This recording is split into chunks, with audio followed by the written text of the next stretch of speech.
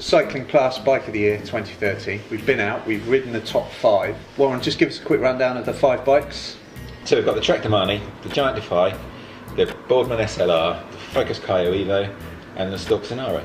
I mean, looking at the Boardman's just a classically styled, beautifully light. And red is the fastest colour. Yeah, everyone knows that. Sure. But it's just nice that they've made they started off making bikes that were just black and with a little bit of yellow, but to have a red bike, that's a bit different.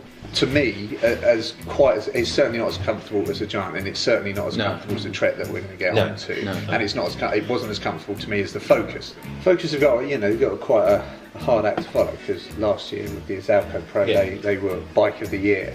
And I remember I sort of was riding Kayo in 2007, I guess it was, when they were first sort of in, and they were a bit more known as I guess a bit of a, you could get them relatively inexpensively from a major online retailer, and they really took off then.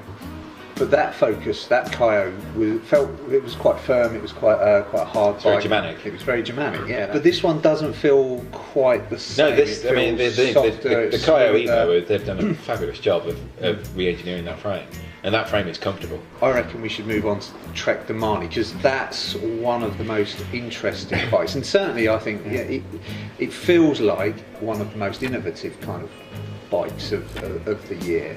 Because all the other bikes are carbon fibre bikes, they're all pretty traditional. The Damani is actually a bit saucy. Yeah, well, obviously it's still a carbon fibre frame, but rather than having some sort of shock absorption via the seat post or the fork's quite clever, but you have the ISO-speed decoupler. It's kind of one of those bikes you get on, and because you know it's got that the decoupler, you sort of try and bounce up and down, and you spend actually probably your first 5 minutes riding that bike looking at your crotch. So we have to move on. The Giant is one of those bikes you get on and straight away it feels very light, just as a bike to do that good old pick a bike up, go, yeah, it's light. Oh yeah, must be good. You pick it up, it is really light for a bike in this price point. You think that's impressive. As soon as I got on it today, I sort of just thought, this is a lovely bike.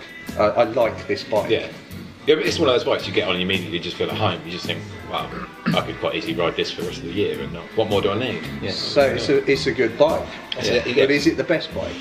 So you've got the Stalk's the best race bike out there. The Domain's the best sportive bike out there. But then you move on to the Giant Defy, and though essentially they market it as a sportive endurance bike, you could easily race it. There you go, Cycling Plus's Bike of the Year 2013, the Giant Defy Advanced SL. What's it actually called? The Giant Defy Advanced. Yeah, let's do that again.